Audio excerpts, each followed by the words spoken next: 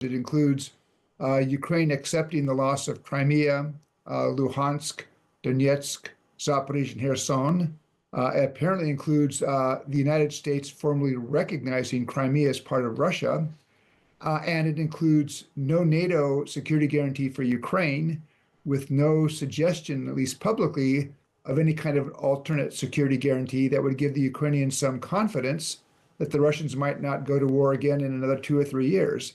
And it has sanctions relief for Russia. And I look at this and I'm not sure what is in that deal that is going to be attractive or will have much appeal to the Ukrainians. Secretary of State Marco Rubio, the US equivalent of a foreign secretary, was due to come to London today to talk about peace in Ukraine. But in the last few hours, his spokesman said he wasn't attending after all. Another American diplomat who suddenly found he's washing his hair is Donald Trump's lead envoy, Steve Witkoff. And as we speak, there are reports that David Lammy will also now not be attending the meeting he was supposed to chair. He tweeted overnight, "Productive call with Secretary Rubio. The UK is working with the US, Ukraine and Europe for peace and to put an end to Putin's illegal invasion. Talks continue at pace and officials will meet in London tomorrow." David Lammy called it a critical moment for Ukraine, Britain and the Euro-Atlantic security. I suspect that tweet does suggest that David Lammy will now downgrade the meeting and it will be official level only after those American senior figures pulled out. The talks will go on, but it's a confusing time. Donald Trump has said he hopes for peace this week, but also that he could well walk away.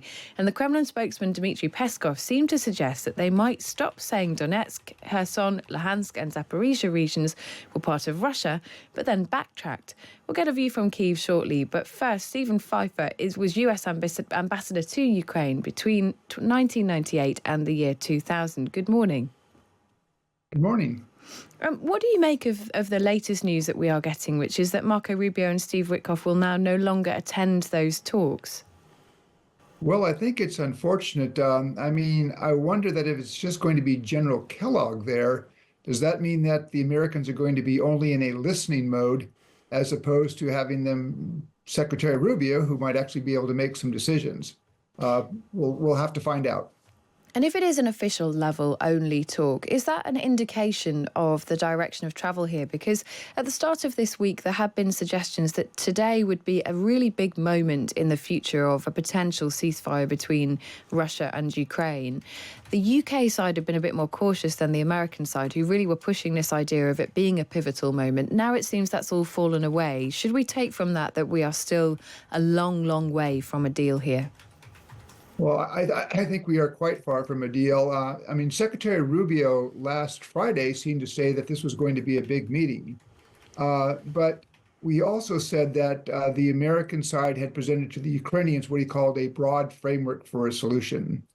What we've now seen is some suggestion as to what that broad framework includes. It includes Ukraine accepting the loss of Crimea, Luhansk, Donetsk, Zaporizhzhia, and Kherson.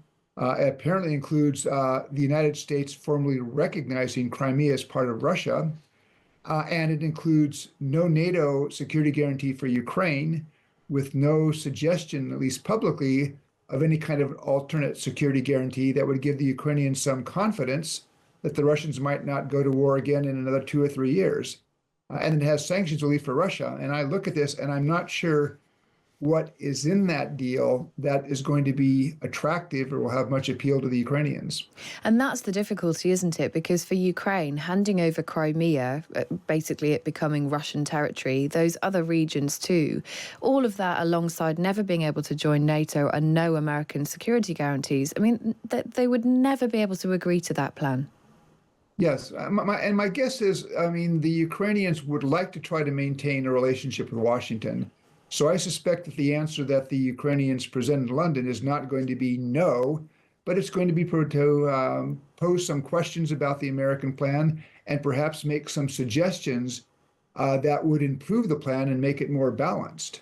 But again, at this point, it's hard to see what would motivate the Ukrainians to say yes to what's apparently on the table. And what should we make of relations between Donald Trump and President Putin? Because in the past, Donald Trump has been reasonably supportive, suggesting that Putin does want a deal. He's willing to talk. He's a sane negotiator. But over the last couple of weeks, that seems to have soured. Well, if you look at though the last 2 months, I mean, General Kellogg gave a talk at the Council on Foreign Relations in early March, and he said the United States would use carrots and sticks to sort of bring the sides to negotiate. Well, what you've seen over the last 2 months is that there have been sticks for Ukraine after the ambush of President Zelensky in the White House. The administration for 10 days cut off intelligence sharing for Ukraine and cut off the transfer of American arms. What you've seen for the last 2 months, on the other hand, for Russia has been really a string of concessions, carrots, and gifts, for which, as far as I can tell, the United States has received nothing. And Vladimir Putin does not appear to have really budged from any of his demands, which really amount to capitulation by Ukraine. So I look at this, and 2 weeks ago, President Trump said he was angry with Russia, but he took no steps to penalize the Russians. Yeah. Bear in mind, on March 11, Ukraine accepted the American proposal for a full 30-day ceasefire. Russia never did, but there was no penalty to Russia. So I think the approach, unfortunately, has been badly mismanaged. And if it results in the kind of broad framework that we think was offered to the Ukrainians, it's unlikely to succeed. Finally, there is obviously talk of Keith Kellogg being way, way outside of the inner circle of Trump advisors, that Trump no longer has respect or very much time for him at all. How accurate is that, in your opinion? Well, I'm watching this from California, so it's a little bit hard for me to tell. But I mean, certainly it seems that Mr. Witkoff has much more access to Trump. Witkoff's met now 3 times with Putin. But I do worry that Mr. Witkoff sometimes seems to take what the Russians say at face value. So at one point, he commented about the occupied territories perhaps going to Russia because everybody there speaks Russian.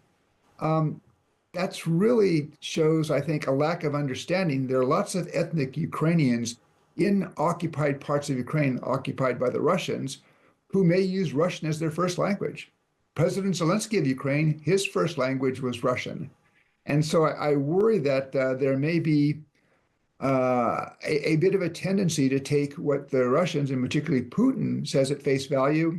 And I fear that Putin has been playing both Mr. Witkoff and also Mr. Trump. Yeah, it's something we will watch play out, no doubt, over the next couple of weeks. Many thanks for joining us, Stephen Pifer there, the US ambassador to Ukraine between 1998 and the year 2000.